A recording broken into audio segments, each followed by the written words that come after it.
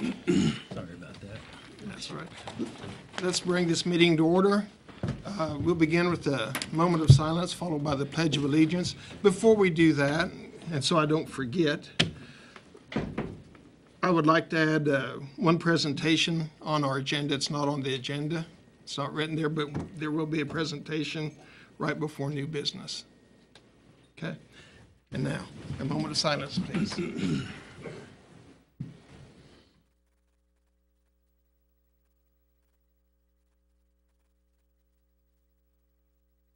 I pledge allegiance to the flag of the United States of America and to the republic for which it stands, one nation, under God, indivisible, with liberty and justice for all. Now we'll have public comment. If anybody has any comments, and we ask you to keep them to 5 minutes. I'll lead off, Mr. Mayor. Mr. Mayor, City Council members, Alan Roethlisberg, 65th District Representative for the state, Grandview Plaza. A couple of things. I will be having 3 town halls this month coming up.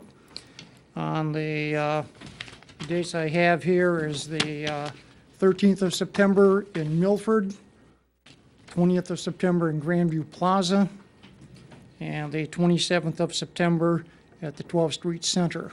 All of these will be from 10 until 12. And as usual, coffee and donuts will be provided. All right, can't guarantee about the amity that happens there, but at least coffee and donuts will be provided. I've talked with PICA on a couple of bills that I've already have in the hopper, finalizing some of them, again, making student activities fees optional, just adding on a few more things that students shouldn't have to pay for, because most of them don't use it, and they shouldn't have to pay for things they don't use. And the other education bill deals with in-state tuition. Federal law requires in-state tuition for all military service members and their families who actually have the GI Bill allocated to them. My bill extends that farther than that. Doesn't matter whether you're in Kansas, whether you're from Nebraska, Maine, California. Okay, as long as either their parents or any other immediate family member serving on active duty, they would be automatically eligible for in-state tuition. And the last thing I have working, should have a final copy of that, is for senior citizens 65 and older, that they will have the option of getting a rebate from the state of an amount equal to, but not greater than, the LOB that they pay on their property taxes. Again, this is only property tax owners, not renters.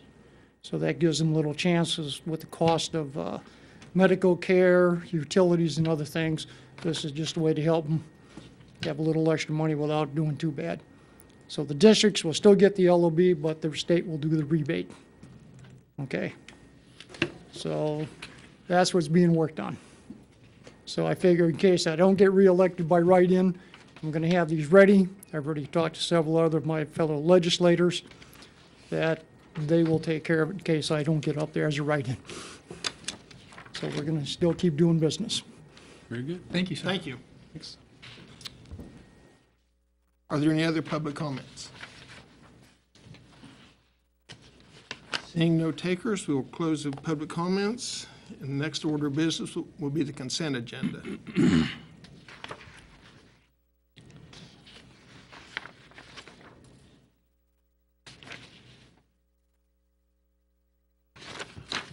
I'll move to approve the consent agenda as outlined. Second.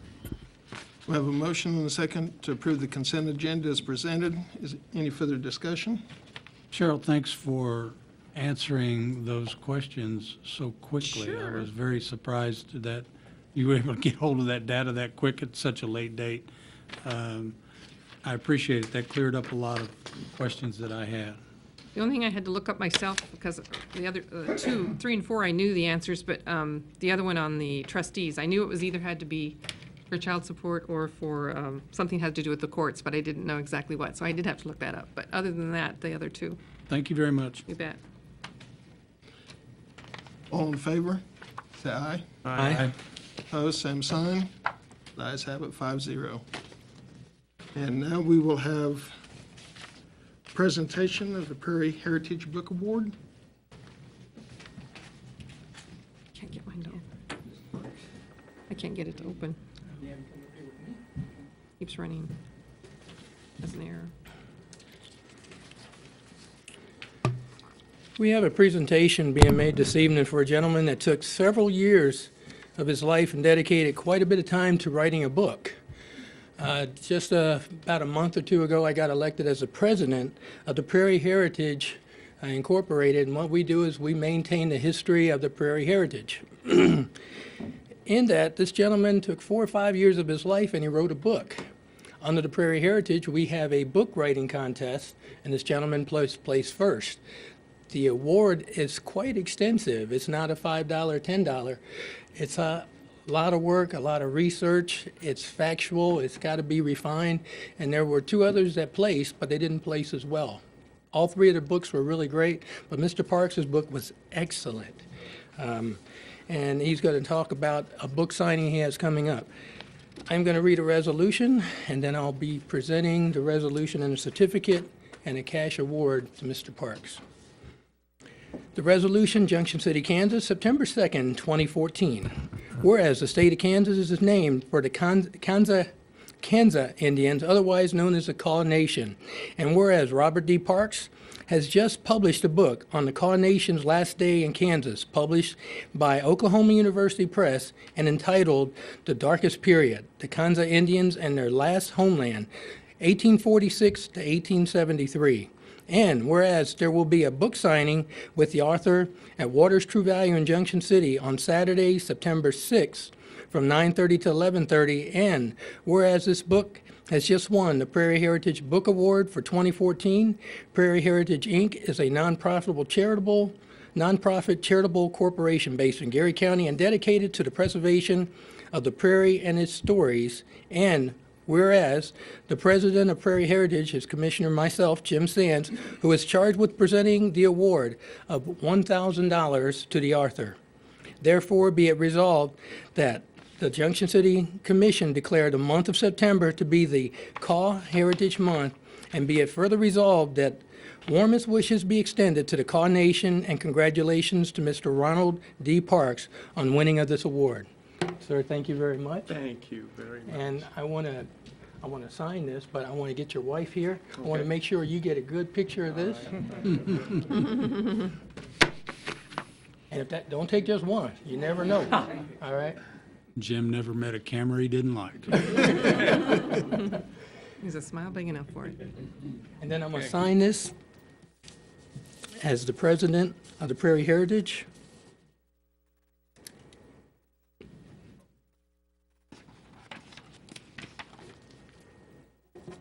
And it doesn't quite seem fair for all the work that you did. Maybe you weren't expecting to get paid. I think you were pretty much looking for the recognition or just doing the work and telling the story. And for what I do with history, I reenact. I'm waiting on a movie. I'm waiting on 2 more movies. But I don't speak. They know better. But this here, it does have the right number of zeros. All right, sir. And I want to take you up here so Margie can see it from Texas. Okay. I think that's where she's at. So, this is the certificate we want to present to you. This is the check from the Prairie Heritage for $1,000. I want to congratulate you. Thank you. And for your wife again, I want you to look at her. We got a picture, please. I'll be there Saturday.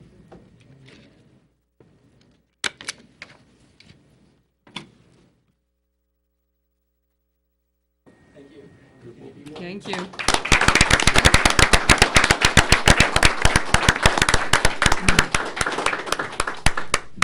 Thank you very much, Jim. I'm deeply honored, very grateful to the City Commission, the Junction City community, Prairie Heritage, Inc. for this generous award. My intent was to tell a story that I feel like that all Kansans should know. The Kaw or Kansa tribe once inhabited this very area, and they are the first Kansans. The river, the state's principal river, is named for these people, and of course our state is. and there is a tremendous story that has not received the attention, I think, that the namesake tribe of this state deserves. And so I tried to tell a story with compassion, with accuracy, maintaining the highest standards of scholarship, and I feel like that I'm very, very grateful to be given this opportunity for this kind of exposure, and I look forward to being here this coming Saturday morning at the True Value Hardware Store for the book signing. Hope to see some of you there. And again, thank you so much. A tremendously generous gesture on the part of the Prairie Heritage, and I think it's very, very fitting that it should take place here in Junction City, which, by the way, is featured in the book, because this area in Junction City proper did figure prominently into the history of the Cans of the last 27 years that they inhabited this state. Once again, thank you very much. Thank you, sir.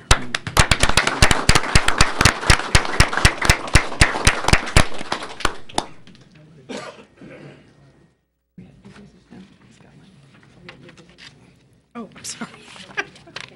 Yes. We'll move into new business now. First thing to cover will be consideration of a request for modification of farm lease. He had to fix my iPad, so. As soon as it gets up on my iPad. Okay, I will begin by, I will be referencing several things on zoning, so I asked Dave to stay to talk about zoning issues and with the request. The request last week was put to the city commissioners whether the farm lease property that was rented to Jim Schmidt could be used to place cattle on it for a temporary basis once or twice a year. So I researched and did what I could find regarding this issue and found several items that would have to be considered for modification of this. Basically, the first thing to address is the farm lease itself. The farm lease was done through a competitive bid process.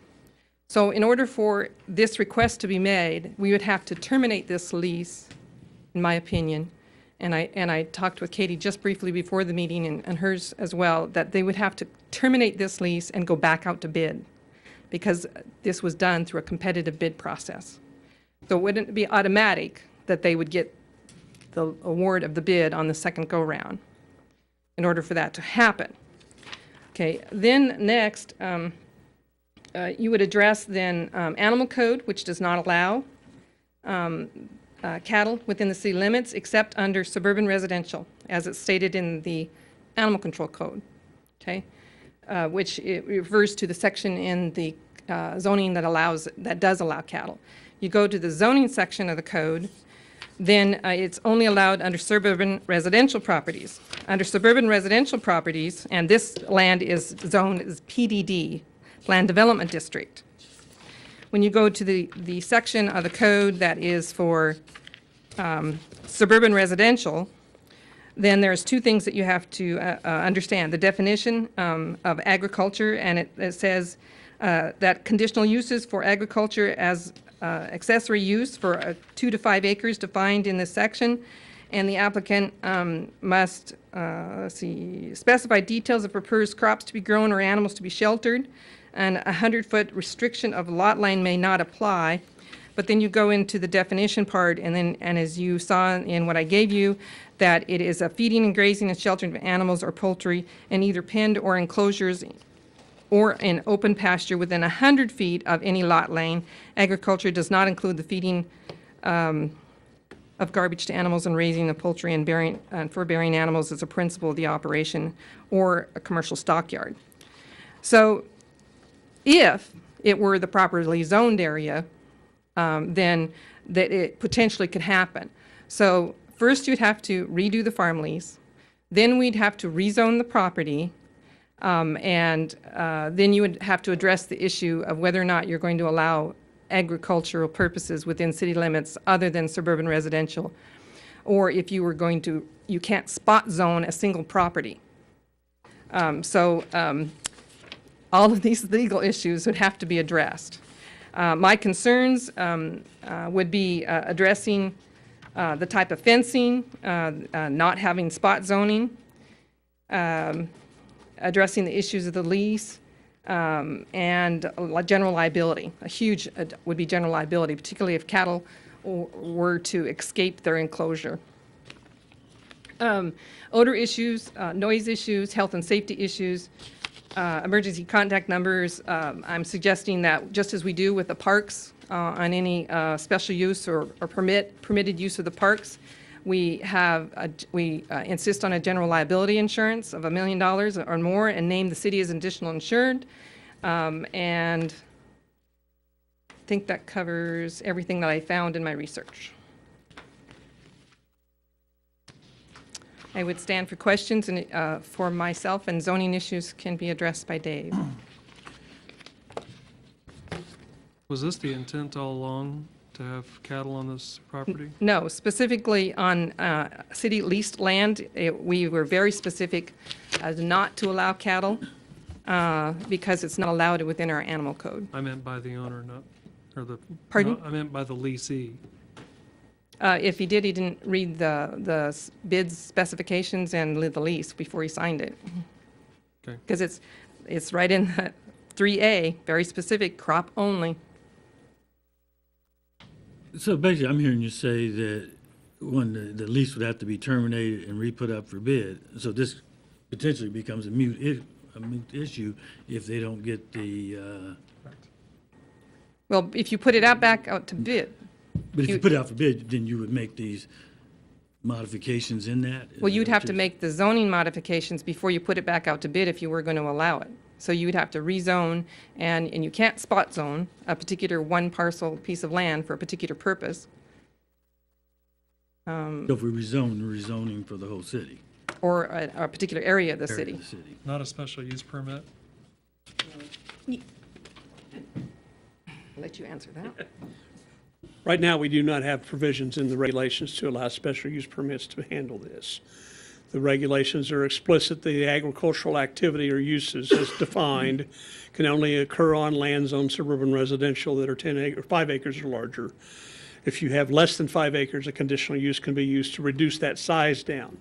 This property is not zoned suburban residential. To open it up for consideration of special uses or other types of zoning would mean we'd have to amend the zoning regulations. And then you get into the question of, do you open it up for just one activity or is it all farm animals? That's the concern we run into of, are we opening up the entire community for people to come in and request special uses to keep not just cattle on a periodic basis, but then we're going to get into, because we get calls all the time about chickens and goats and rabbits and other activity that begins to get quickly into areas that this community years ago decided, no, we didn't want to see those in the community. And most cities have said that as well. And I know this particular case has been raised as construing the community as opposed to these kinds of activities. No, we're not. Just not in the city. It's not a question of the activity, it's the location. You know, if you were talking about property that was this size in the rural part of the county, that's a permitted use. They'd be moving forward because it's a permitted activity in a rural area, but not historically inside cities. And most cities of most sizes don't allow this. Chapman doesn't allow it. Abilene doesn't allow it. I mean, everybody points to Manhattan, and Manhattan doesn't allow it. But I can, with a high degree of comfort, tell you that most cities have got prohibitions against keeping farm animals within the corporate limits of the city, because it's a very, very difficult thing to try to manage. So, now, but back to your question, could the zoning regulations be modified to do this? Yes, but again, that's a Pandora's box that once you open that lid, a lot of things may come with it. So, Is there a research capability or opportunity that we're missing? Is that what the use has been requested for? Research for what, though? I mean, That's my question. Yeah, Is there Has it been presented that this is for research The, purposes? the intent, as we understand it, is yes, there's a research element that's being presented as part of this particular operation. But to me, the fundamental question is not whether it's research or not, it's the question of, is this the only property in this area of the state that can be used on? Because if it's not, then the question becomes, is it worth the city modifying its rules that apply to everybody equally, which is your obligation under the law, to open a door for an activity that could easily be done on other property outside the corporate limits of the city? It's just that that other property is not currently apparently under lease or under agreement for that type of use. It's not that anybody in the city, I think, is opposed to the concept behind what's being tried to be done. I've had some conversation with some parties involved and understand it very well. I think what little background in agriculture I've got from my youth, but it goes back to the question of where.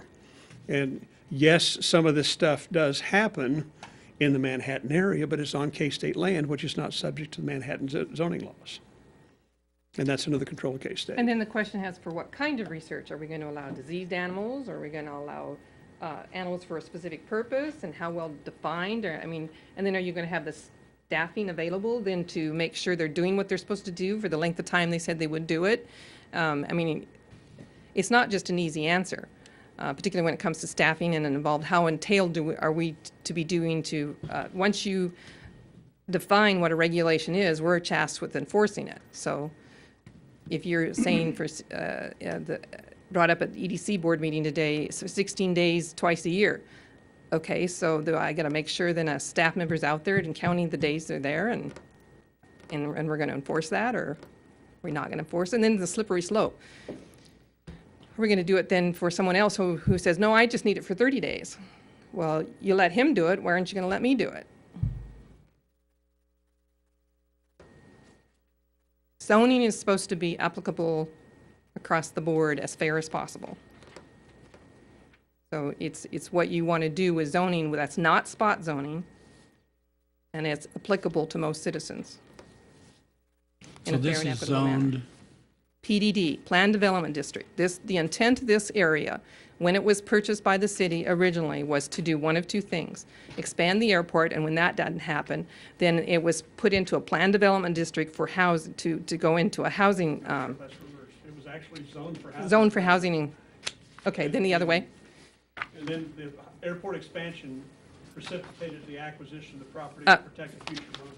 And when that didn't happen, it remained in a planned development district. So the extension, there was quite a bit of new housing when there was an old trailer court down there that they purchased, and about half of it was developed into housing. And it was intended until the city ran into financial troubles that it was just going to continue on with additional housing on this property. and now it's ag use. Now it sat there. This was the first time we put it out for an ag lease. Okay. Very first year. The idea of it was to get a little bit of revenue off of it with crops only, knowing that it would be a violation to have animals on it. So we specifically went out for bid for a crops-only lease. How long does that lease last? It was supposed to be a three-year lease. And we're in year one? It was as of February 1 of 2014, no, as of January 1 this year. No, I'll take that back. March 1, excuse me, March 1, 2014, three-year lease.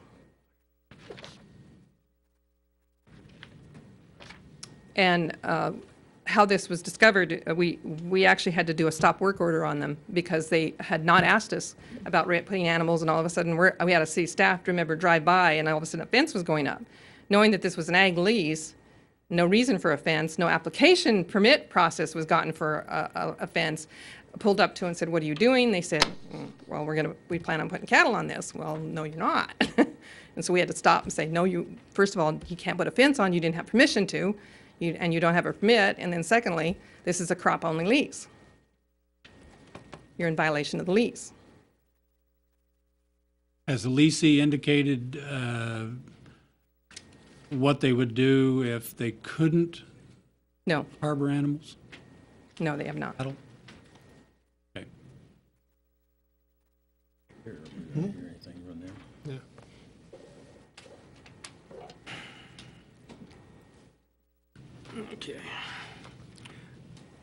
my initial thought when I heard about this last week, and I grew up on a farm, I worked on a farm. I consider myself a farmer and urban adjusted. When I heard about this, I actually thought it was a good deal, because it didn't sound like it was very much. But once I got reading the city code, and plus we just completed the city ordinance on livestock, animals and such, and Mayor Aska was the one that signed it. And once I looked at the water, the shed, the type of fencing, the manure, there's a lot of things. And I became aware of it once I read this entire policy. Was the leasee aware of all of this, or when they got this, or? It was bid as a crops-only lease. Okay, And then when they signed the lease, I assumed they are supposed to read it before they sign it, okay. and understood that it was a crop-only lease. Now, whether he did or not, I didn't ask him that specifically that question, but we pointed out to him after we stopped the work that they were doing and said, the lease is a crops-only lease. With water on the property, you can't truck the water in, you have to have a shed or some type of cover, and there's quite a few things that are needed, and for a leased property, I can't see us doing this. And I really want to support the ag and the ag research, but I can't see us doing this. And There's no city code that requires that there be a cover for the animals. That's just something I wanted you to consider on behalf of the animals. I'm an we're getting animal maintenance, lover. So I'm considering the animals.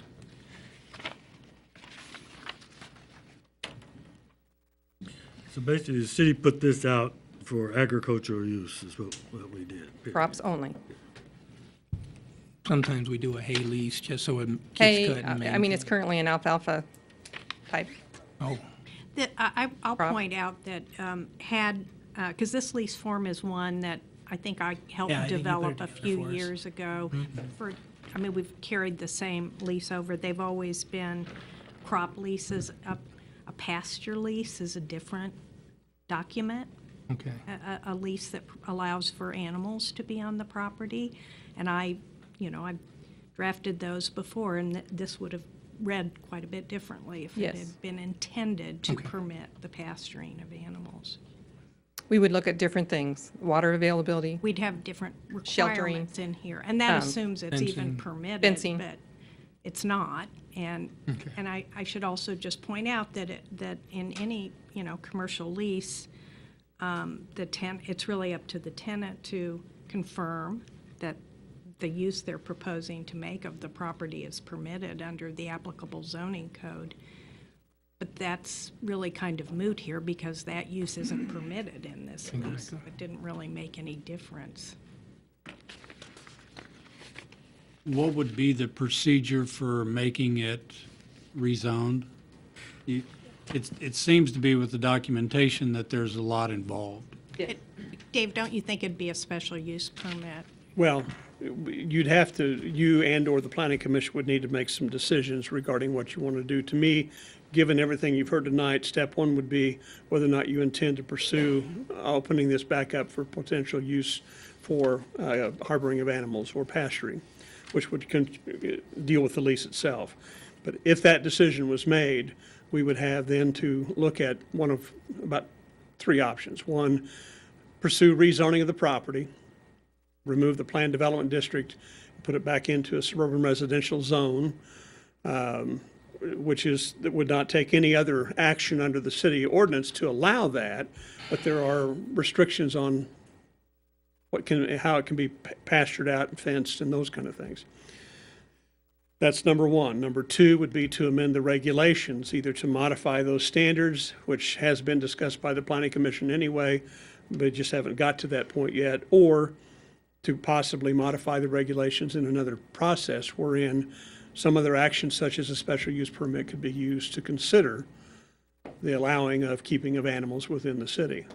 But you would hear from me as staff all the way through that if you open that door, that you cannot narrow it down. to just one type of animal under one certain circumstances.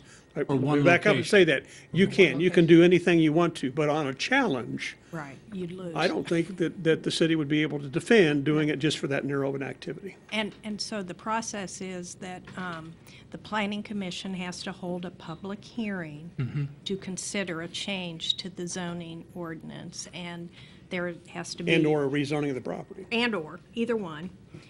Well, I mean, that is a change to the Yeah. zoning ordinance. And so you've got to notify the surrounding property owners, give them a chance to appear and object to the change. And you have to have a certain days' notice prior to the public hearing. So you'd be in November, maybe, before a public. If we started, in theory, well, regardless, you're looking at a minimum of about a 60-day timeline 60 from the to time you start 90 days. application until you get through the entire process.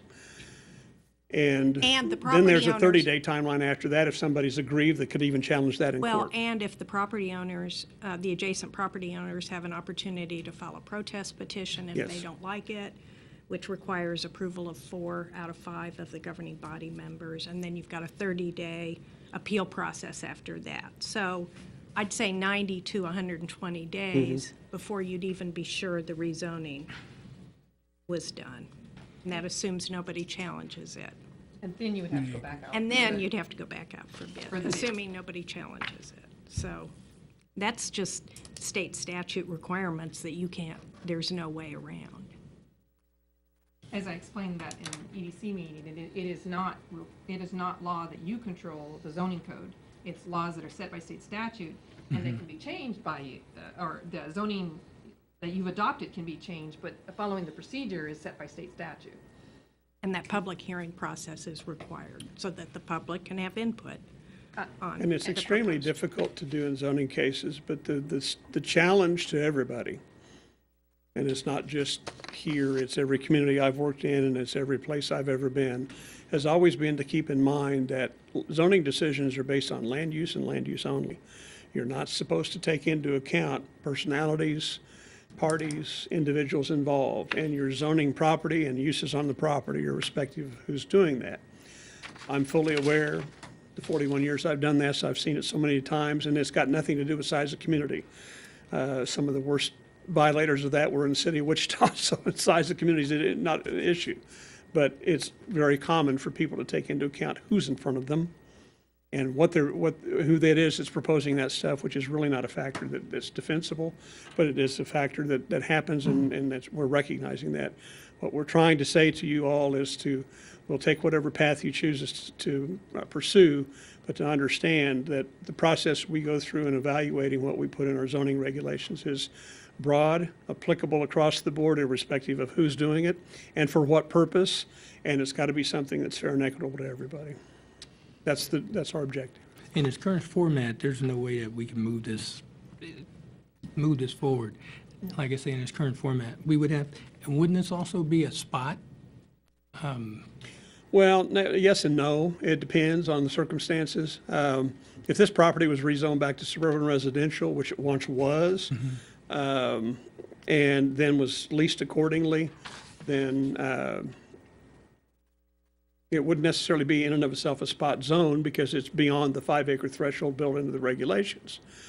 It's the fencing and use restrictions that go with the keeping of animals on that property under the current laws that are at issue in conflict with what we've been told the designs are. Now, if we get into amending those standards, again, we look at that in terms of how it applies to everybody in the city that's already that way. And I do want to point out, because I know there are people in the room that are fully aware, there are other properties in the city that currently do have animals that do not meet any of these standards. Virtually all of those, to my knowledge, were grandfathered in because those were existing when the annexation occurred. Okay. So they're grandfathered. That's how grandfather laws work. But for someone to take a like property and start new for the first time to try to keep animals, they're running the same requirements under the ordinance that we're talking about on this property. The difference here is the city owns the land. Are there any other properties in the city that could be a better alternative? Within the city, I'm not in a position to answer that. I don't know of many others that zoned properly and it would. Yeah, I don't know the criteria that they were looking for per se. We did acknowledge, for the sake of discussion, in terms of the body of properties the city owns, there is land in the Cow Valley Industrial Park area that the city owns that's not inside the city limits. So the city zoning rules don't apply. I was thinking about that one. But that's not the property we're talking about today. So, the conversations I've had with parties involved in this has been that, and I did ask the hard question, why here?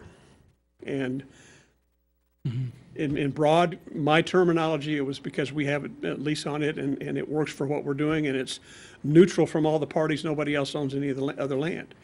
And my response to that is, great, I understand that. But you're asking for an activity to be established within the corporate limits that violates the ordinances. Why can't this be done in the rural areas? And there wasn't an answer to that. And I didn't expect an answer to that, but that, to me, that's the hard question that I think the governing body should ask. Is there another location within Geary County you can do this?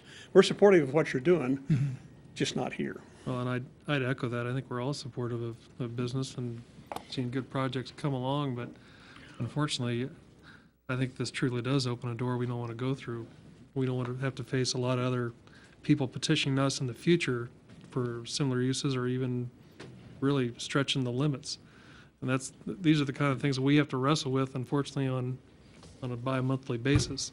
We don't want to, hold anybody down, but the bottom line is we've got to make it fair and equitable for everyone and make sure that we, follow the rules that we set and not just, well, we modify a little bit here, well, we got to modify it for this guy, and it just, you keep going down that path and it's going to get you in trouble. So I think I would have to decline this. Are there crops? I'm sorry. Go ahead, Jim. Are there crops planted, or is it just, It's just alfalfa at this point. okay, and that was already there? Okay. Yeah, yeah. That's up to the mayor. Yeah, Jim, I'd like to hear from you. You guys already understand what we're up against. It's, We do, and we acknowledge all of that. There's no doubt about it. Acknowledge everything that Councilman Lane just said. You're absolutely right. When we got into this, it was with the understanding that we'd be doing some various types of research on crop production agriculture. And that grew tremendously thanks to some of the folks we have here in this room to get into cover crops. And in fact, there is more than just alfalfa planted out there. In fact, there was probably somewhere between 1 million and 1.5 million Chinese elm trees. And we invested our time and effort to go out there and clear those out, which in fact probably increased the land value for the city, but that hasn't been acknowledged. So right now there is a cover crop planted out there, and we'll go into some details as to what cover crops are so that you're all clear on that. But the idea being that this is absolutely research-based. It's absolutely what is going to be growing in this area. The corridor that we're in within Bath, with everything that's coming into this is not going to be the last time that we hear about any type of production-based agriculture, whether it's horticulture-based, livestock-based, cash crop-based, whatever it may be. So this is going to be something that will continue to come up on a regular basis, and I believe Chuck will speak to that. And unfortunately, our Dr. Deanne Presley from Kansas State University wasn't able to be here tonight, but she would have expressed that as well, because there's tremendous opportunity that goes even as far as us applying for some fairly substantial grants, both in-state grants and federal grants, because the importance of this research. This research is far-reaching, not just within our city or within our county, it's within our region and beyond, because quite frankly, there's not many people out there that are studying the use of cover crops and its connection with livestock raising. But I'll turn that over. We've got a great group here tonight. There's 5 entities that are involved in this Geary County cover crop group. We're not a Johnny-come-lately group. On average, we are 4th generation Geary County family farm members. And we are, in part, what represents a $40+ million economic impact to Geary County and Junction City. So we appreciate the opportunity tonight to be heard. And with that, I'd like to turn it over to Scott for a few minutes to touch on just what it is we're looking to accomplish. Hi, folks. I'm Scott Miller. My address is 19253 Old Highway 18, located in the far eastern side of the county. What my little portion is tonight, I'm gonna just kind of explain as brief as I can what a cover crop is. A cover crop is something that fills a void between a conventional crop. After your conventional crop's harvested, you plant covers, or you already have seeded covers within the existing crop that keeps something growing on the land at all times, instead of harvesting your conventional crop and doing nothing with the ground until the next year. You've got something green, you've got something growing that can be utilized, that benefits the soil. Another benefit to cover crops is it can increase fertility in the soil. In high rainfall events, it keeps the soil in place. It doesn't run down the streams, which leads to our lakes filled with sediment and nutrient runoff as well. It keeps the nutrients on the ground. Basically, that's just a brief overview of. There's a whole bunch of other things that I could get in, but that's a brief overview. I'd like to say exactly why here and why now. I think why here and why now, I could give you a very in-depth answer to that, but it's this group of young Geary County producers right here. We're all, this isn't happening in Illinois or Indiana. It's happening because this group of guys, we got together, and ladies, excuse me. Careful. He didn't look like the rest of you. But Her hair's longer. we got together and we wanted to do this, and we wanted to push this research and to see the effects of what could happen on a nationwide schedule. But we wanted to do it here because this is where the group is at, that's wanting to do this. There's nobody else in the nation that's wanting to do this on our own time, on our own expense. So why do you need cattle on there if you're just going to grow the cover crop? well, that's a good question, sir. The cattle, another benefit, and I looked over my notes. I'm a little nervous. I apologize, Okay. but another one of the benefits with it filling the void between conventional crops is that also has a void for cattle. When our native grass loses its value in the fall, in the winter, the cover crops remain green for a longer period of time. That keeps the cattle out. That reduces feed expense on our books. It has a place for them to go to keep their heads down grazing. Thank you. Any That's what I other was trying to figure out, questions where- of where the me cattle came before? in. Pardon me? I'm That's sorry, what, Cecil. I mean, you answered the question. I was trying to figure out where the cattle came in when you were talking about the cover crop. Mr. Miller, was that initially in your plan, was to have the cattle come in with the cover crop, or was that we got the cover crop, this is our next phase of research, can we bring cattle in, or was that in the initial scope of your lease? I believe that it was, Okay. because the two go together. That they're like, Yeah. I mean, they go together. Fertilizer plant, Sure, the whole bit, sure. yeah. They go together. There's the cattle add another benefit to the cover crops. Cover crops benefit without cattle, but the cattle they magnify it tenfold. Everything that cover crops do to benefit soil, the cattle do 10 times over with the cover crops. And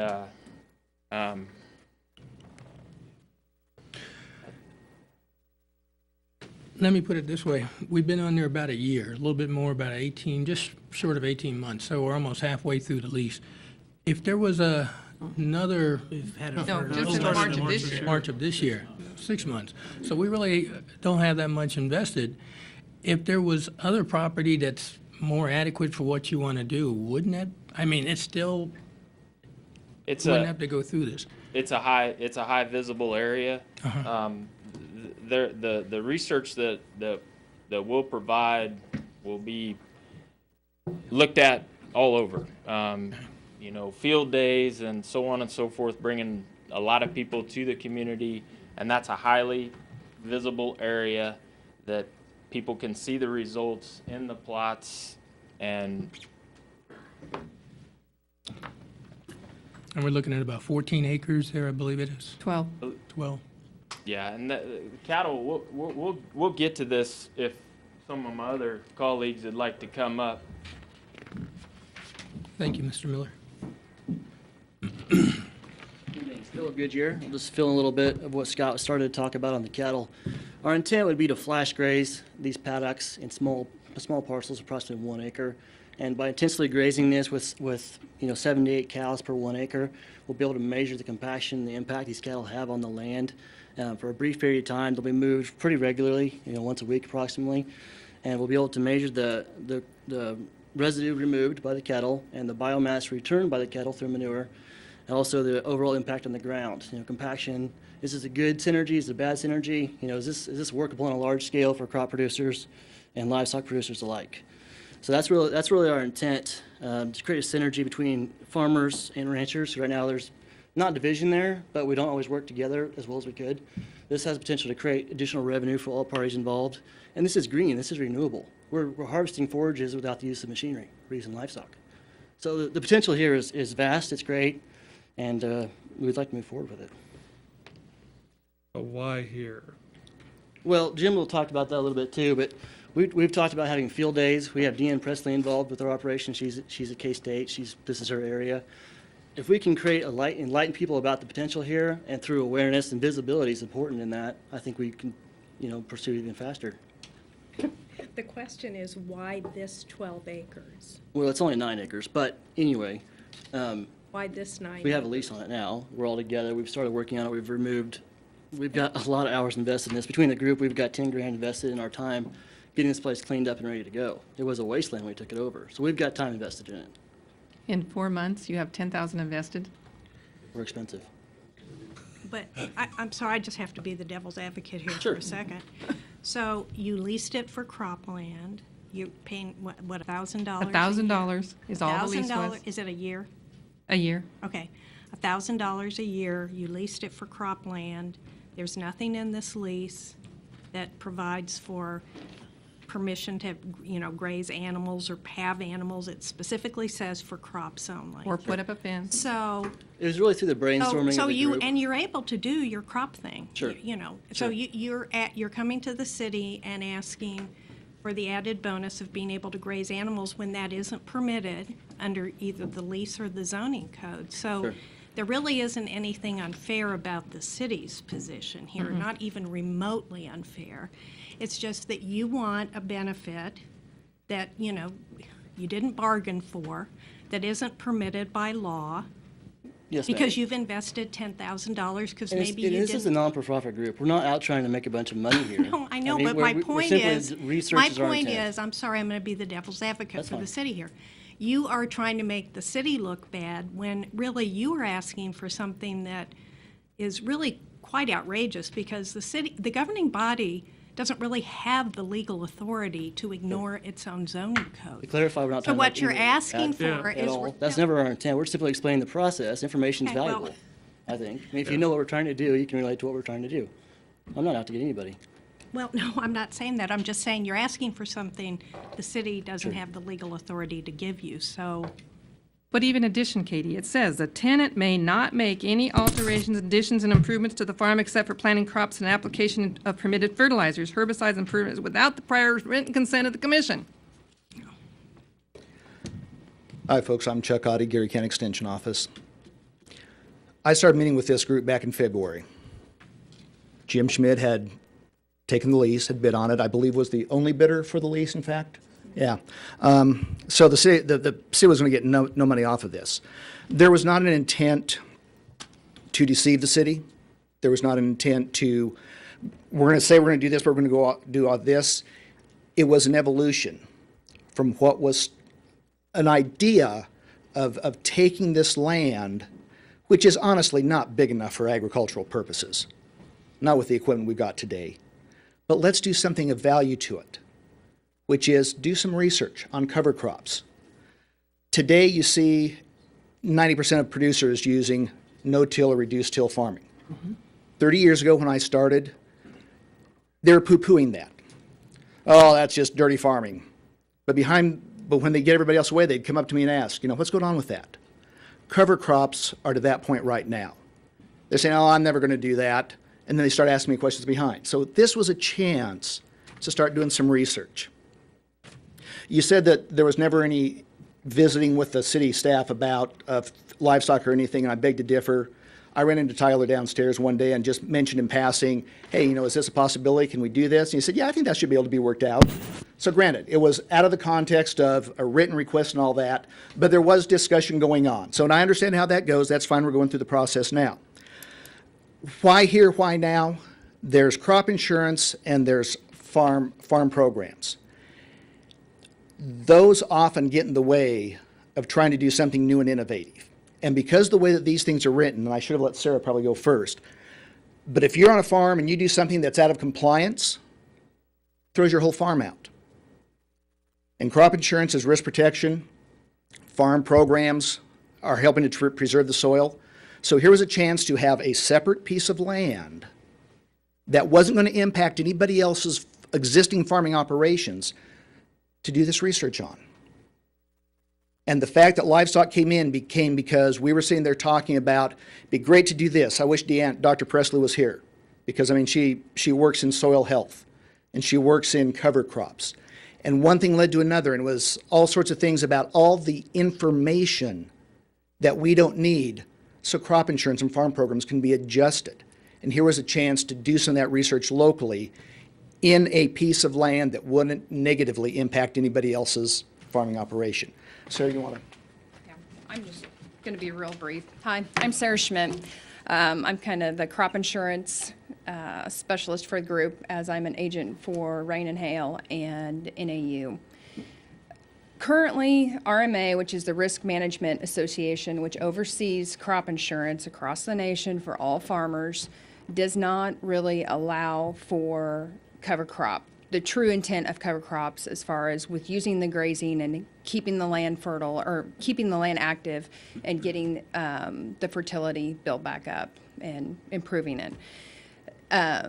They are constantly trying to seek this information, and that's what we were looking at with this piece of ground, that we could provide local information to the RMA that would provide support and give them concrete evidence or concrete research to the benefits or non-benefits. That's what research is all about, is if you're going to sit there and if you're going to find out what's great, or maybe it's not going to be so great.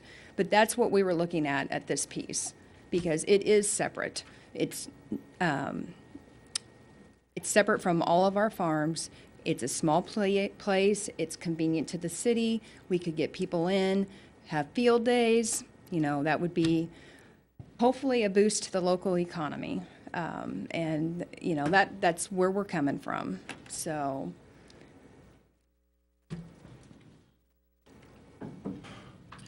So far, what I'm hearing out of this whole thing is that, you could still do the research in terms of with the cover crops, but the cattle add the bonus to it and kind of speeds the process of seeing what impact the cover crop versus now. And if somebody was to take off and do that, you kind of already know what the impact the animal is going to have, and that's.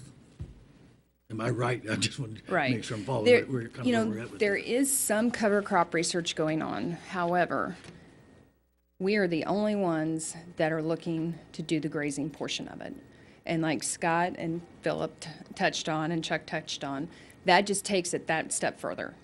It is the inoculation of basically you're getting fertilizer from the processing of the plants, the manure, and everything else. That gives, it's more of a natural process. That's something that we're looking at. Maybe, some of the research that comes out of this is if we start doing this, we can use less fertilizer applied over top or with our seed or something like that. That's That's part of it.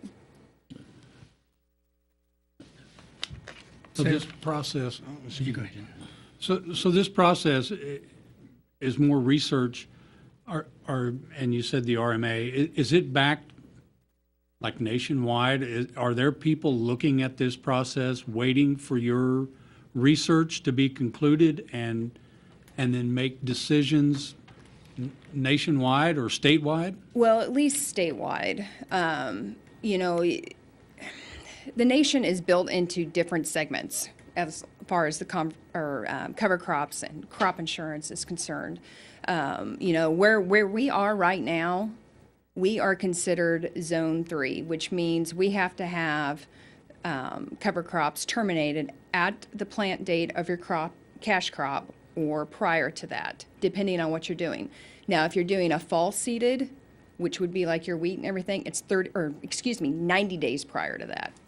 So it's, you know, the RMA is kind of in a gray area right now because they are trying to figure out, and again, if Dr. Presley was here, she could attest to this. She receives calls all the time from the RMA trying to get research. Well, there's nothing. There's nothing to support trying to get these cover crops and crop insurance and to work the way they need to.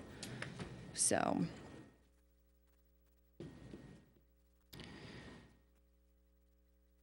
Mr. Arneson, shortly after the EDC presentation, stepped over and said to me he thought he had 10 acres just south of town that would meet their criteria. So I just think there's other alternatives.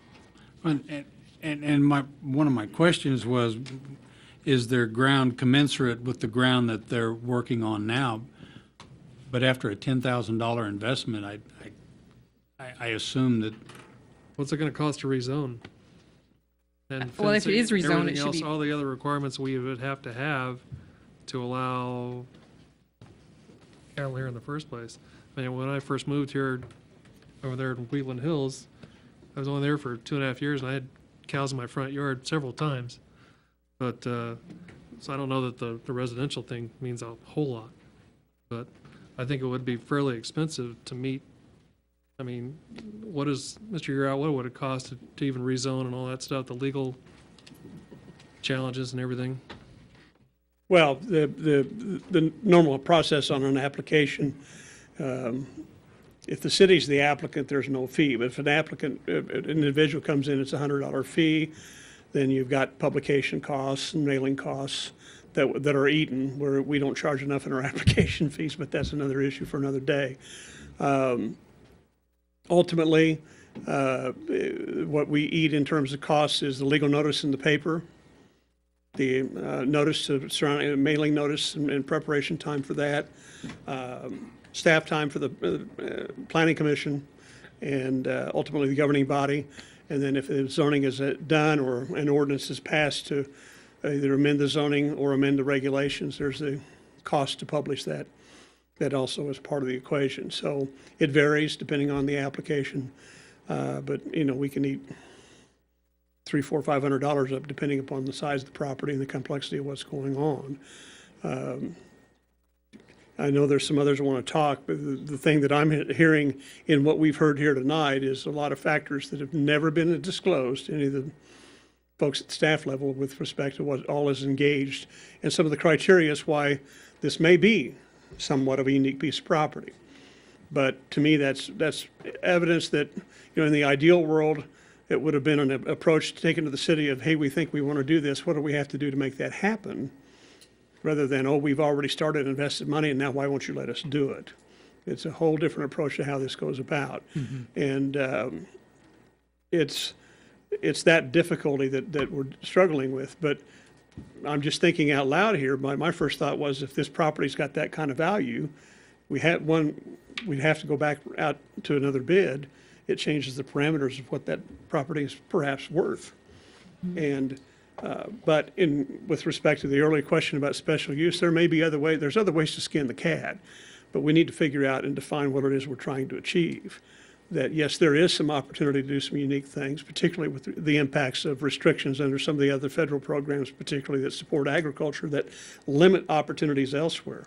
But I think that's part of the equation that needs to be looked at of, is the only properties that are available to do that sitting and residing within the corporate limits of the city. Well, if there's a So- university-based research program, I mean, that's a lot different than somebody's saying, well, I want to keep chickens in my yard. You know, that's a big, big difference. Right. And if this is supportive of research and supportive of agribusiness, I would be willing to listen. So, But the problem still comes in at some point is the whole animal thing. Right. and- No, I and got how do it. you get Open around that to door. where all of a sudden you have, and unfortunately, people being people in the way they are, next thing you know, they will find a loophole and take advantage of it, and we're getting screwed once again. or And- if it's, you know, proven university-based research, you might be eligible for a special use That narrows it down to a specific use for a specific time. for a specific time period, yeah. Right, and what I'm hearing is this is a research program that's going to benefit not only all Gary County crop growers, but maybe the state of Kansas. It's in the, I would think it'd be in the, and I'd ask her, Zone 3 probably is larger than the state of Kansas. There's other places than just Kansas that would be impacted by some of this stuff. So, With a special use permit process, I don't, Dave, I'm thinking out loud here, but you can put quite a few conditions. oh, absolutely you That's the can. thing you like That's about what the I'm special talking about. use Maybe permit. find a way to But, strict. I just feel very firmly that if that's the road you decide to go, you cannot just permit them to do this use now without going through changing your code. Because if you open that can of worms, people Law would be. prohibits us. Well, yes. Yes. The Yes. magic is, Because we're you trying- can't zone by just saying, rezone by saying we're not gonna observe our own zoning laws. Well, I can't think do the that. discussion is great, and I understand that our hands are tied at a certain point, but I think it is our duty to do as much as we can for the community, and something like research that would benefit not only the county, but the state and maybe beyond. I think it's our duty to try and look outside the box.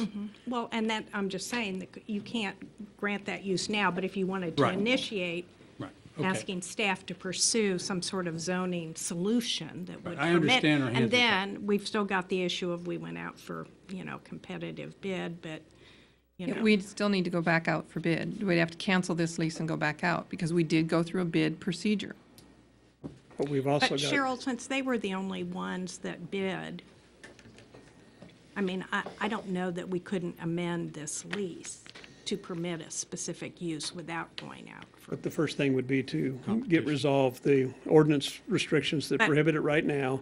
And the magic in drafting the ordinance, even if we use the special use as the tool to get there, is to make sure that we're only stepping towards the slippery slope and not stepping over the cliff.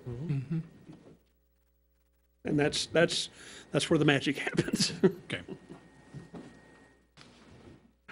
He's been dying. I know. Brandon Dibben, 2106 Buffalo Court, Junction City. But this is how we wanted to attack it, was a special use, and that's what my slide was about. But if we could, attach it to the tenant, attach these special provisions, because it's ag research, just all these, and we've stacked a lot of stuff on special uses. I've served on the MPC for 5-6 years now, so. Yeah. So, and I guess that's why we were wanting to attack it this way, so we didn't have to go, and we don't want this opened up to people having chickens in the backyard either. We understand that. And that's why we were taking half the property the furthest away from the residential area and having that fenced off. The other area would be purely the crop side of it, so. I guess that's all I had really, Chuck, so, thank you. They told me I could only talk once, but I talked them out of that. You're good at that. You not talk more than once? And I'll say, we did discuss, we did. Yeah, and it was not fair to either one of us. Who talked to, Yeah, the lease, I yeah. didn't mean to seem like I was giving permission. It- or anything it- like that. It's one of those things it's evolved, and it's evolved very, very rapidly. And it's exciting. Dr. Deanne Presley is research and extension Department of Agronomy at K-State. She's recognized. She just got back from, she's out of state half the time talking to other places. We've got people that are worm specialists, believe it or not, over at K-State that are excited about looking at these kinds of studies. So yeah, they have some it's definitely research all the way. You know, Cheryl, you don't have to worry about getting staff out there to dog them to make sure that after 12 days the cattle are out. I will be on there with them going, get these things out of here, you know. And we're talking 7 to 8 head. So we're not talking, Philip, I think, said that pretty quick. It sounded like 78 to me back there. I thought he said 78. I thought I it was wrote a down lot of cattle. 4 cattle in an acre. I was like, wow, that is. Yeah, that's early intensive stocking. You know, it's 7 or 8. We'll put it that way. You know, and we'll move them through. So, and yeah, we're working right now. There's a division of USDA called Sustainable Agricultural Research and Education. They fund small local research like this. We're in the process right now of trying to put together a grant for $30,000 to come back that wouldn't even be in. I mean, it'd go straight to these folks that are working on it to fund for some of this stuff that they want to do. Yeah, we definitely want to go through. I spent 9 years on the MPC. Fortunate for Dave, it was before his era. But I mean, we're not asking for any exceptions. We're just saying, let's find a way that we can make this happen. There are some unique properties here. It keeps everybody's farms safe and intact. So there's just so much that I think could benefit. And this is the tip of the iceberg. Not saying that for our group. If it is, then I'm going to retire sooner than I plan on. But with NBAF coming in over at Manhattan, agricultural research in this part, I mean, from here to Columbia, Missouri, is just getting ready to explode. And we need to be thinking proactively as a community, how can we capture that for Junction City, for Geary County? Because there is so much potential. So much potential. Let's find a way to make it happen. Mr. Audi? Yes, Jim. I'm sorry, Mr. Sands. Okay, Jeff. Being we're early into this, wouldn't it be better to get the right place for the right product right now? I mean, Explain. 6 months, we're in the wrong place. For Are we? currently zoned, we're in the wrong place for what we want to do, which is excellent. I want to see this happen, but it's in the wrong place. I disagree with you on that, Jim. That may be presumptive. Okay, but if we got you the right place, even if it's in the city, near the city, you know where we're thinking already. We're thinking that way, which would be great. You wouldn't have any hindrance. It doesn't change the fact that there is more ag research coming over the next 10 to 20 years, and we need to get ready for it. Exactly. We need to get But ready not for for it. But the- I think there's ways that we can make this work, Jim. I don't think it's the wrong place. Okay. I don't think it's the wrong place. For what we have right now, it's the wrong place. Right, but that is fixable. That can be changed. Okay. Go right ahead. Thank you. Tom Wagon, President and CEO of the Junction City Area Chamber of Commerce. I got a letter to read, but before I do that, I think Commissioner McAllister and Commissioner Landis are starting to pick up on this is not your typical grazing operation. This is a research. This is in cooperation with Kansas State University. This is a new thing for our community, and I wanted to address a couple of things about the concern. We're talking 2 times a year for 14 to 16 days. I do have experience on intensive rotational grazing. These animals, once they are in there, they get moved regularly. When that grass is grown, they're standing at the gate and waiting for you to open it. We did ours with electric fence. They never did get out because they're used to being moved. They're waiting for that guy in the pickup to show up to open the gate to move. So that would be one of my thoughts and points. The second thought would be I think. Although we ask for it in the letter I'm going to read, I'd like to look at special use permits rather than rezoning and making it a place where you could possibly have certain kinds of livestock, because then that is tied to the operator. It's tied to a time frame. It's tied to something you can pull back if it's it's not used for the purpose that the permit is drawn for. I also question if you would have any luck with soliciting bids when you put it out there that cattle are only to be grazed on this 2 weeks in the fall and 2 weeks in the spring. I don't see very many farmers or ranchers being interested in that. So I think in a common sense, and I know common sense doesn't come into zoning an awful lot, but but in the big picture, the relationship with these Gary Countyans and Kansas State University and NBAF and research, being close to where you can have field days and demonstrations using our airport and our roads and exposing our cities to those on the outside and being progressive, it demands a try at making this work in a very simple, straightforward, inexpensive fashion that we can say that we got it done. And the reason I justify that 10 acres out there, hard surface road, not another farmer joining. There's already a lot of traffic out there with trucks and containers. So, you know, why not? Special use permits can be used for all kinds of things. And I would say that this is certainly a great opportunity for us to create new partners as well as new partnership with Kansas State University. And then, if I may read this for the public record to the Honorable Mayor and City Commissioners regarding cover crop grazing. The Economic Development Commission Advisory Committee supports the creation of a new zoning category.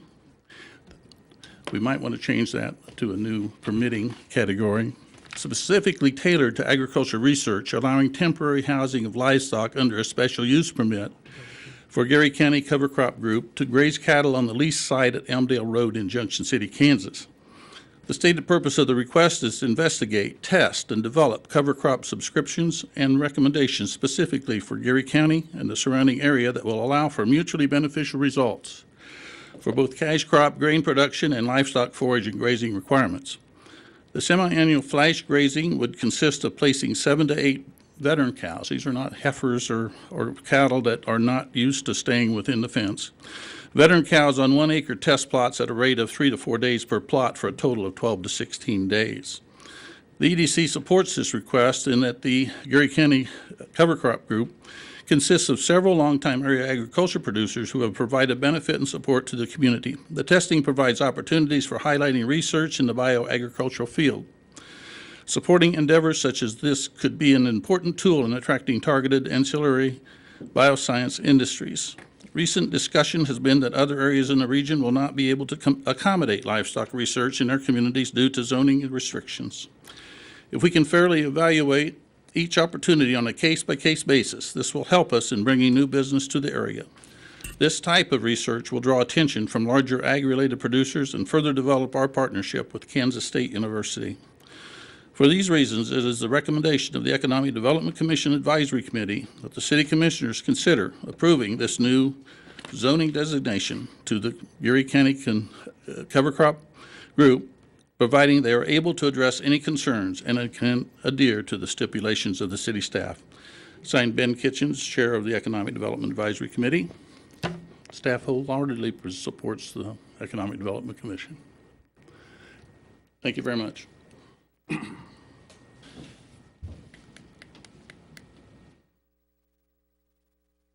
So how long are the cattle going to be here? Jim, you were talking about having several different paddocks out there, right? And moving them from one paddock to another and being in each paddock for a week or 10 days? No, each paddock is going to be 3, maybe 4 days still. It depends on the amount of forage available.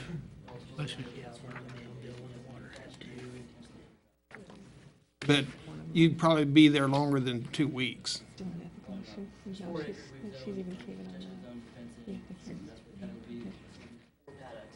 Yeah. I mean, Okay. So if we do look at coming up with a way to get around this issue, we're still going to probably be looking at the 100-foot easement around the property lines. So how much is that going to cut that property down?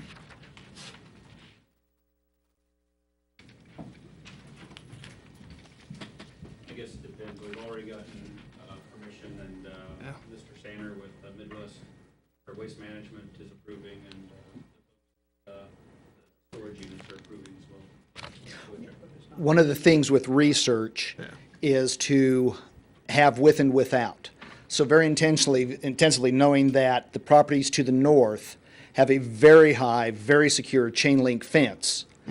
They butted the partiality there, about 4 acres, butted up against that, coming in from all sides basically, to keep it away from Elmdale, from the houses to the south, even from the airport for that matter.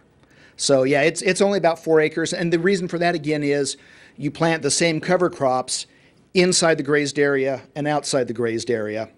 So then you can see the impact of the livestock on the soil properties, on the cover crops themselves, and then you can see what it would have been without. And that's how you measure the production like that. So I mean, yeah, there's not, with the cover crops, 3 to 4 acres there, you don't have more than about 12 to 16 days of grazing at the best. These are mature cows. They're 1,000 to 1,100 pounds. They're going to go through a lot of cover crops. Mr., you're out. Now, I'm sure you've seen this because I'd seen this before too. Roughly, yes. Does that property owner have the right to supersede? No. And No. and that's what I thought. It takes an amendment to the regulations to accommodate that. You know, the variances are not granted because the neighbor says you're so fine, because the next neighbor may come in and say, I don't want that there. Right. So, but we don't work in personalities or individuals. We work under how the law structures. There's a lot of information that's come forward here that changes the whole dialogue, and had that been shared, I think, with the city from day one, we might have a whole different discussion going on here right now. And that's what I'm picking up. I mean, the whole, from what initially was presented to us to look at and review versus the conversation and this whole evening, I mean, I think it's all changed. I mean, my biggest issue was the whole thing of, I don't want to open up a can of worms by all of a sudden letting animals in, because I know people, and you give them an inch and they will take a mile. Oh, and so I guarantee that was my big concern. And the other thing that we have, there's my rough count, just on properties, look like there's about 100 houses or so that this roughly affects in that area of whatever we do. Now, you know, I sit on the MPO. I understand whole regional thing, and I think that Junction City, Gary County has an opportunity to develop with the whole NBAT and the bio science industry. I think that it is there. We have space and things that are available too. So I don't want to stifle that. Particularly, you know, to me, the sooner that you can start some things, and other folks from other areas that they see you have these opportunities here, I think it's like cracking the door, and so I don't want to stifle that, but. There's always a but. And that being said, I also have some real strong concerns about, you know, the folks in that area, because not everybody, you know, they have their own visions of what bioscience may be doing, and they envision next thing you know their pets are dead as a result of something of cover crop you're going. But I think that the opportunities are there. And that, with that being said, in the tone of the whole conversation, I think we're looking at and talking about something different than what we initially. Now, I'm not opposed to, you know, I guess looking at how we could help to make that happen and protect, you know, making sure that there isn't a Pandora's box, and that would be, I guess, what I would like to see the city do. It's not going to solve your answer tonight and then go forth, but I think the first thing that has to happen is that within the regulations that are out there, what kind of adjustments could be made, given we have this special interest that I think would be a benefit to Junction City and Gary County and all of its citizens. So with all that rambling being said, that's kind of where I'm at, that I would like to see us, you know, maybe instruct city staff to go out and let's take a look at what are our options that hopefully could bring back something to be palatable to protect the city's interests and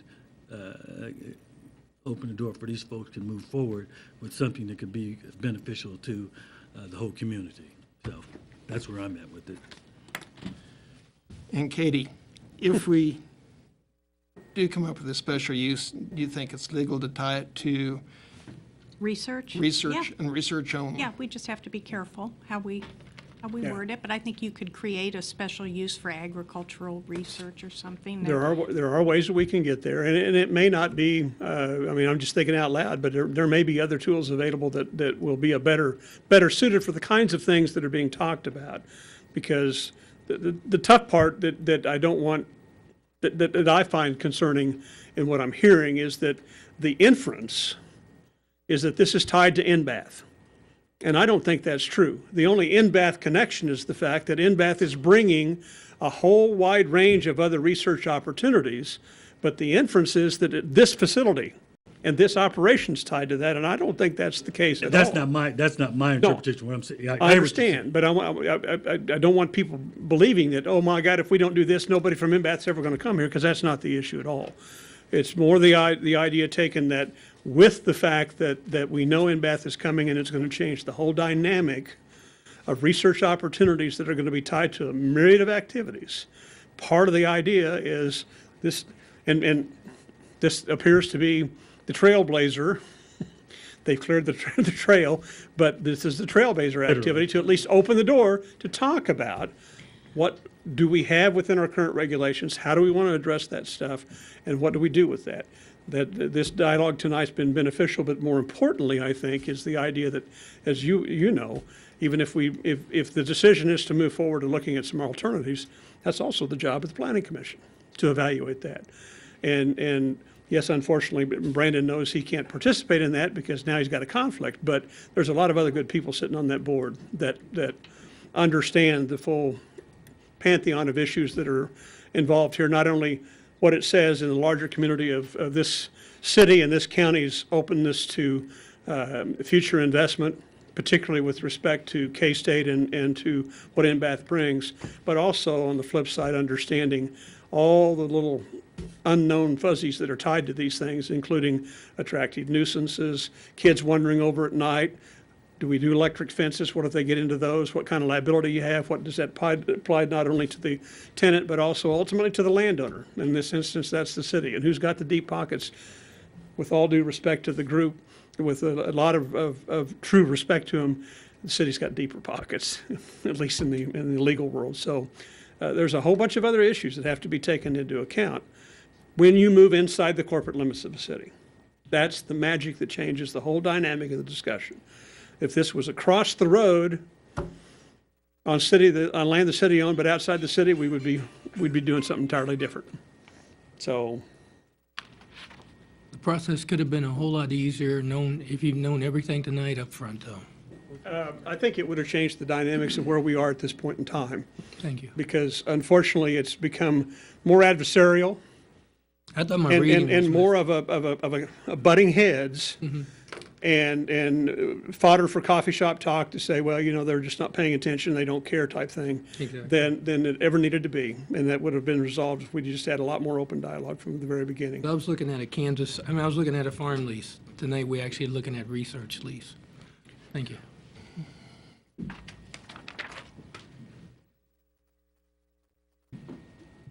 Thank you for giving us more than our fair share of your time tonight.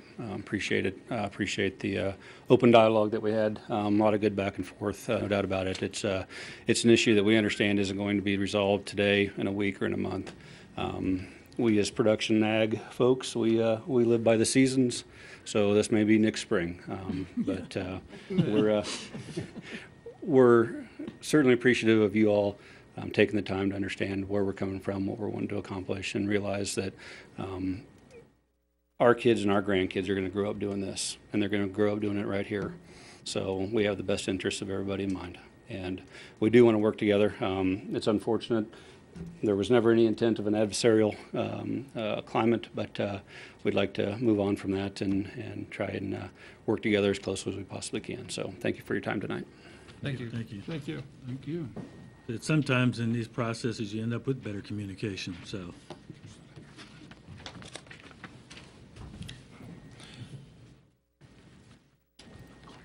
Okay. So the direction of the city commission was to, what you want me to do? I think we need to work on coming up with a special use. Yeah, which was, in essence, going to take rezoning and a rewrite of the code in order for this to happen. Right.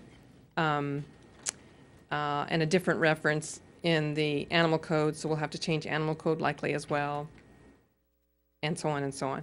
And when we're changing all that, be sure that you're tying it to research. Right.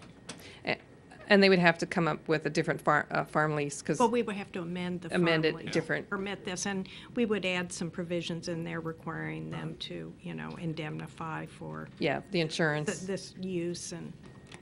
Yeah, And the 100-foot property line probably isn't going to go away, and that'll be all the way around. unless the city commission wants to change that code too, but, Yeah, this one doesn't want Yeah. to, but I'm only 20%. yeah. I mean, that means they wouldn't be able to use the waste management fence Right. line. They'd have to have it They'd have to have their own 100 foot in fence. first. And then, 100% okay, residential, Yes. Necessarily industrial or Well, commercial. the way I'd read it, it was property line, but that was only because it was only in the residential. Right, that's what I'm saying, if it was commercial with consent. it just, I don't know. it says within lot line. It doesn't say commercial versus residential in the code. It says 100 foot within the lot line. Good, but Yeah. is it as necessary for commercial versus residential? Residential, I get. Commercial with permission, I don't know. Something to think about. If you want to change the code, I guess we need direction on that.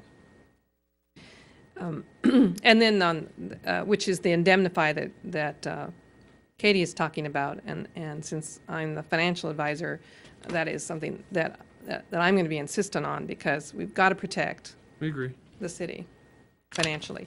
And if cattle get out, and they could, then we need somebody responsible to gather them up, and if somebody gets hurt or some properties get damaged, then it'll be on them, not us. Steak night. Put it all together, see what it looks like. Yep. Okay. Do you need a motion on that? No, I believe I understand Just your direction direction. from I just the wanted to staff. make sure I clearly understood it, because I don't Okay. want to be Would down like this for road a us all month to- from now and, Just verbally acknowledge that that's Under- acceptable to everybody. I mean, that's the direction I see. I just want to make sure, I guess if anybody's opposed. Well, we now- can do it in the form of a motion. I don't necessarily want a motion. I just want to Okay. make sure we're all clear that that's where we want to head with it. I concur. I concur. Same here. Yes. I'd like to see something also from K-State that says this is K-State research. Official research? Exactly, because other than that, someone can come in and say, this is for K-State research, this is for K-State research. And not saying that Just it's say it, not I really. work better with facts and numbers. Proof. good idea. Good and idea. documentation. I'd also like to be left open in case Emporia State wanted to. Yeah. Wichita, Just throwing that out there. Maryland State, who knows? I believe the staff's recommendation is we need to clearly define what is research. Yes. And what types of animals, because we certainly wouldn't allow diseased animals, if somebody down the road wants to do the same thing, only it's for a different purpose, and they're saying, well, it's for research, Health records of the animals. and all we that. need to Probably- define, we need to clearly define what's research we're allowing. Corgan's test. I understood this to be a special use permit for a designated period of time. Yeah. Once that period of time goes over, it's done unless it's Reapply. reapplied to another special use? But the reason I'm suggesting that you have to clearly define it now is that you don't want another special use permit challenged later, because you need to be very specific what you're asking for. So that later, when another special use permit application comes in, you have a very clear reason why you're denying it. Because this one was for a very specific purpose, for a specific thing. And you have to be able to stand ground on that legally, on the other application. But you're right, it would be for a specific period of time. Yes. They always are, or almost always. And then at the end of that period of time, if someone wants to renew their application, they have to go through the whole public Process hearing again. process again. Okay. So that's why on a special use permit, it's very clear about what you're approving. And we need to keep in mind that the next time, it may not be city property. We may be dealing with Somebody else's. somebody else's property, and we need to have the codes written to where they'll stand on themselves. Yes. So it doesn't look like your number one, spot zoning, and number two, that you're paying favorites. Right. Okay, Thank you. we will move forward with that. Thank you, guys. Guys, you want to stay for the rest of this? It's The exciting. rest of these aren't going to be near as long. I'm sure my other meeting's already over, so. Should have made theirs last.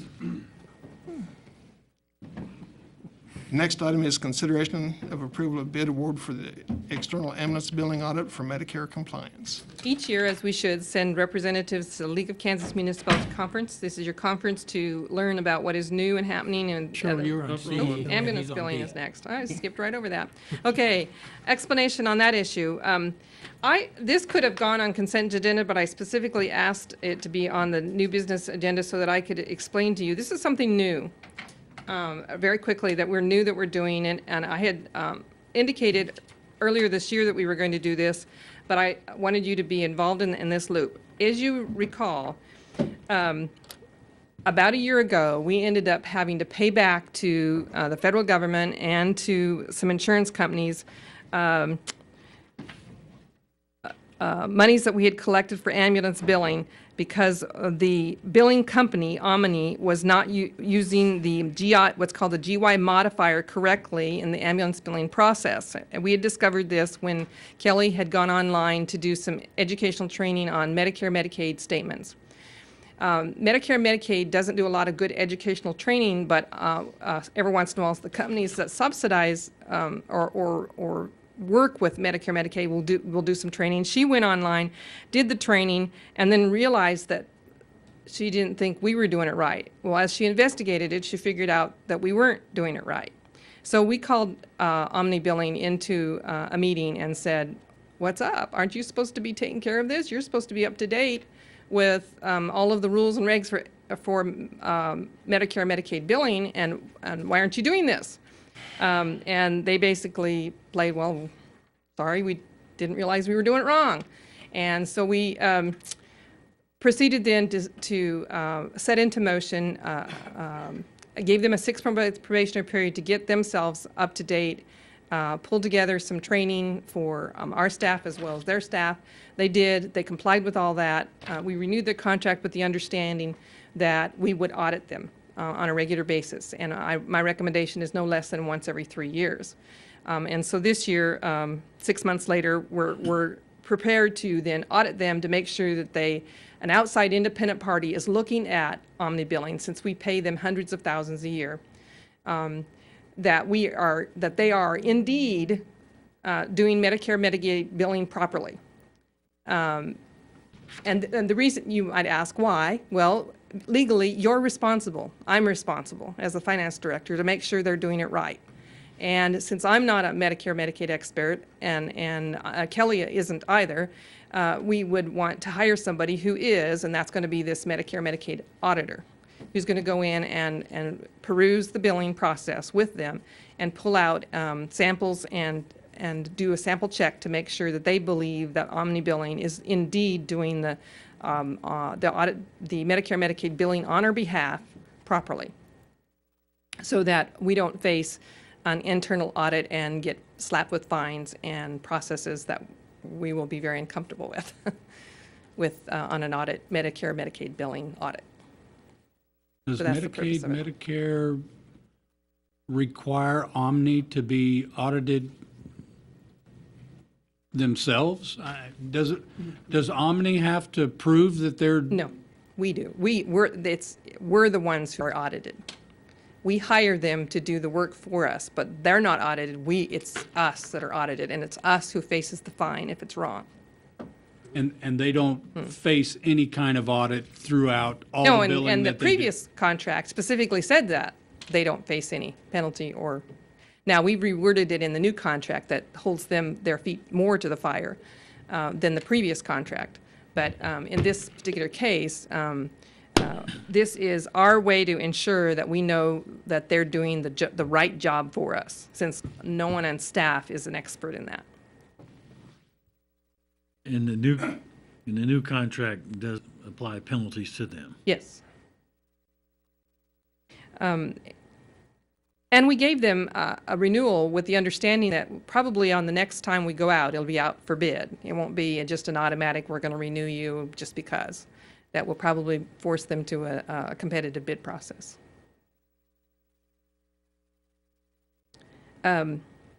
This was budgeted in the 2014 budget to do this audit. The agreement, as I said, was more stringent and approved by we had, through not Katie herself, but Lathrop and Gage has an expert on staff that has an expert in Medicare, Medicaid. Their attorney helped us draft the agreement with Omni, and it was approved by that attorney. So when we had discovered this a little over a year ago, we did all the right steps to see that it got corrected.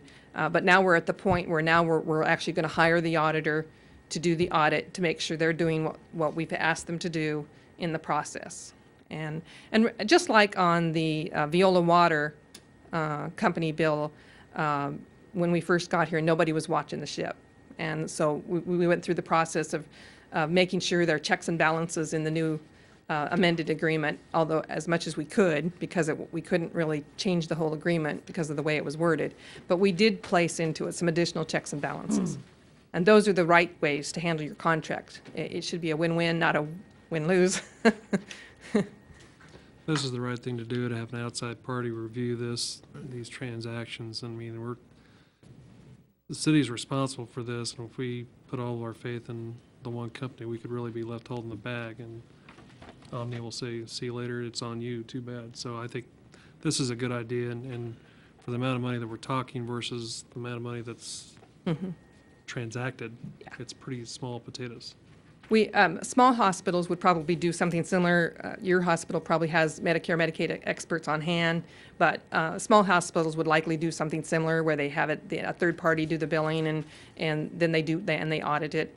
Because when we asked what was typical more of the doing it through third party billing, and that's what we were advised by the attorney was, well, you can do a third party audit and it's common for that to occur, and she gave us a name of several people to solicit, and we did go out to bid, and we solicited bids and posted it, and all of that. So we didn't post it in the newspaper because it was going to be under the 10,000, but we gave several firms an opportunity to bid on this, and I think we got 2 bids back. Yes. 2 bids. And so they reviewed it, and their recommendation was made in the memo from Kelly and Chief Rice. Okay, so we're asking for approval of this audit contract for Medicare, Medicaid audit.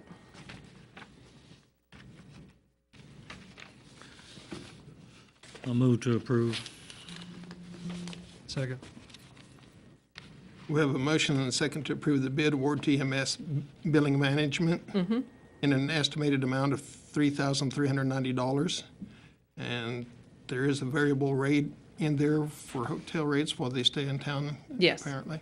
Yes. Stay at your house, can't they? Yeah, He will. I got a spot for him. Is there any further discussion? None. All in favor of approving the bid, say aye. Aye. Opposed, same sign. Passed 5-0. Next item on the bid is consideration of League of Kansas Municipalities Conference delegates. Yeah. And Vice Mayor McAllister and I will be out of town then, so it's down to 3 of you to Yeah, Spread the water. the league meeting is held in October. It happens to conflict with the AUSA conference. So currently, Jim Sands had already stated he wished to attend, and Tyler is going to attend on for the city staff delegate. And it doesn't matter whether it's a commissioner or staff. It's whoever you appoint to be the delegates. This will be the voting members at the business meeting. And I hadn't heard back from if either of you wish to attend. I'll be out of town. Okay, I didn't think you were, but I just wanted to make sure tonight. The 11th to the 13th. So at this point, you're down to just having 2 delegates. They don't allow any last-minute alterations once you've submitted this. So I don't. Still in. You and me. 2 delegates. It'll be the 2. You don't need a motion. Yeah, I do need an official motion. The league will request us to have that as an official motion of the board. I move to approve the appointment of Tyler Ficken and Commissioner Sands to be delegates at the LKM conference. Second. We have a motion and a second to approve Tyler and Commissioner Sands to attend the LKM. All in favor, say aye. Aye. Thank you. Passed 5-0. Next item is consideration on approval of contract amendment for tires and rims purchases. Yes, Mayor and City Commissioners. You have before you is a request to, essentially, we're looking to really extend as far as the limit that was granted by you several weeks ago back in June for tires and rims used as far as within the Department of Public Works. What we provided you in the report was a table that shows, and that's on your in your packet there on page 96. The top portion of that is the tires and rims that we've already secured for Public Works, and then the bottom portion of that is what we're looking to procure as far as in this request that you have before you this evening. And so what we've also done is we've tried to outline to you the units, the year of the unit itself, the type of unit, what we're looking to as far as acquire, be it rims or tires. The unit prices are those that were from the bidder. I also included in this packet, to further, I guess, clarify to all of you some issues that have been ongoing or issues that had been identified as we assumed the Public Works. We knew indeed when we took over that equipment it was aged and old and didn't really have a very good history as far as on the preventive maintenance activities that had taken place. But we knew that there were several items, be it tires and rims and other things that we were going to have to undertake, and that's why you saw in the budget the significant amount of dollars that we spread amongst those four funds was to try to address that. I wish I knew indeed when the large tires were going to go out on a dump truck as far as a plow truck, but we're getting a much better handle truly as we work with the equipment, particularly the sanitation trucks, which unfortunately they're notorious for wearing out tires just because of their constant use. We also gave you some sample pictures in your packet just to demonstrate to you some of the issues that we're having taking place. And then we also brought in a couple of rims here. I moved them out of the way, but we brought in a couple of rims just to show you truly a typical example of what's taking place with those rims. I also asked Ray Ibarra to come in and maybe clarify even further if you had specific questions, because there was quite a bit of dialogue, I recall, the last time. And I have to tell you, I'm not an expert as much as Ray or even Jeff Lewis, who is the lead mechanic. And I almost contemplated bringing him here this evening because he is extremely knowledgeable. There's been, some internal discussions of, well, we're torquing on the rims maybe too hard. Surely we've got impact wrenches that we've got a 1-inch impact wrench that we can really reef on that thing as we're putting them on, but we don't. We use a 3/4-inch wrench, which delivers about half of that as far as torque. So we're cognizant of that. We're trying to take care of it, but again, the equipment we have, as you see in the years, it's old. Okay, we're trying to keep it rolling. I can tell you right now, I don't think, should this be approved, I can honestly say I don't think this would be our last request of the fiscal year. I think as we continue to work through our winter preparation, which we're doing right now with our larger trucks, as we can take them away from the utilities group or the road group, we are looking at them as well. And we know indeed that they've got tires and rims that are surely, as far as we know, that are likely going to be needed as far as where we would hope to be able to look to replace those. So with that, either Ray or myself would be happy to answer any questions you have. As far as in the packet, our request is hopefully to approve an additional $12,000 for tires and rims, and we've outlined what we would intend to do with that purchase should it be approved. I have two questions. Sure. I went back and I wanted to ask how the guys that do it a lot, not saying that you don't, but with lots more trucks, and they do like a pack system. is that what we do? We do a pack system, a package of tire and wheel. When a tire goes flat, we take the whole thing and get a new one back. Do we do that? Yeah, well, you know, some of these rims that we are purchasing, we try to purchase a couple for spares. And something does go flat, we don't take the time to take off the tire off the rim. Right. You just put the new one on, take the old one off. Take Exactly. it off and put a new one that's sitting ready to go, so there's no downtime. That makes a whole lot of difference, because I think what we were looking at before is we were looking at breaking down the tires, and that there gets to be quite dangerous when you talk about breaking a tire down for a truck tire or a tire that size. But when I asked the folks out there on the posts of what did they do, and they said, oh yeah, we use a package system. He said, like an engine and transmission. He said the tire and wheel, we do a tire and rim, we do the same thing. When one goes flat, we just take the whole thing, get another one, and just slap it on, which made a whole lot more sense. It's economical, you're not wrestling with it, you're not losing time, and it keeps the equipment operational. The other thing down here, I looked and I saw a recap, and there's recaps listed 3 times. Do we use recaps, or are we putting new tires? Recaps on the rear, because they're a lot cheaper than buying brand new tires. Okay. Front tires, the steer tires, we use new tires because it's required by law that we have to have new tires there. But on the back end, we use recaps, and those are the waste haulers that we use for the waste trucks. And They got a pretty good response. yeah, I mean, they do good, but, you know, the nature of the business of sanitation, you're going 100 feet, 200 feet, you're stopping, 200, you know, and you're stopping, so that's what wear and tear. So a tire, you get anywhere on the recap anywhere from 6 to 8 months. Because you're not doing highway mileage where, you know, a blowout would cause a severe wreck. Correct. I mean, this is just short distance. Start and stop. Start and stop. Okay, thank you. Appreciate that. So initially, we approved 12,000, the bid was for 36, and we approved 12. Now we're asking for another 12 or 24. Yes.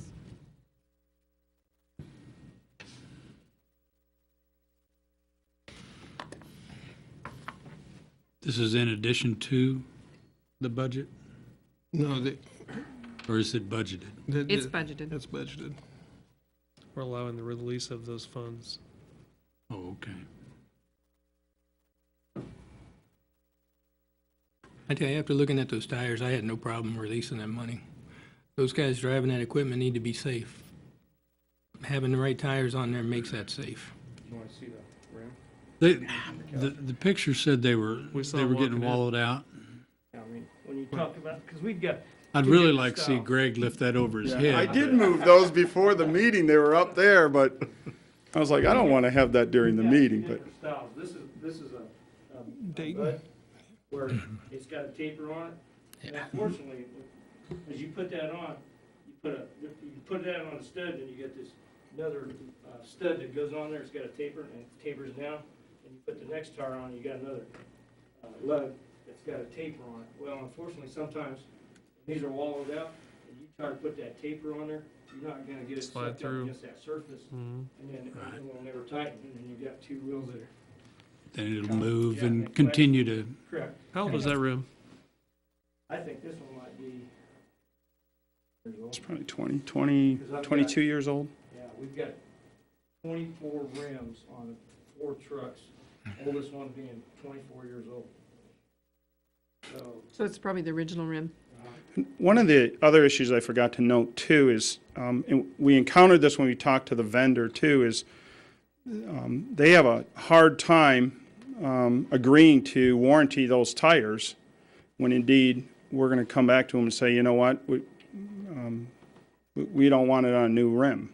And they're going, well, look at this rim. You get that rim on and that rim starts to wobble, and you can see that in the pictures, that we're getting uneven wear on some of those tires too. The issue is load back here, and it's been on there for that long, and rust up, like you can see that one's over there, it's rusted really bad.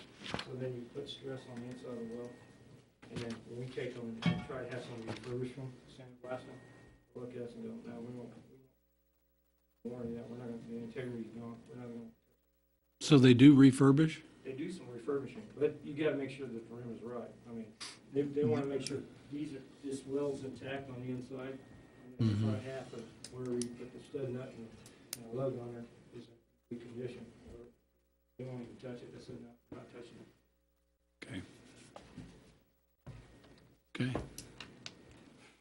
So we've got 20, I think 24 of these type for the BSM, and then the hub pilot, we got like 76 of them. Now, that's just for the major pieces of equipment. That does not include the pickup trucks. These are pulled off as far as major pieces of equipment. Those are our 22 that are on our dump trucks. Now, are we doing the balancing in the shop and alignment? We don't have the equipment. But the alignment, are we doing at least a string alignment or anything? You know, on that, on a big truck like that, you gotta take it to like saline axle and string, because they gotta bend the axle. This is not like on a car or Yeah, where you a truck where you take it and you do some minor.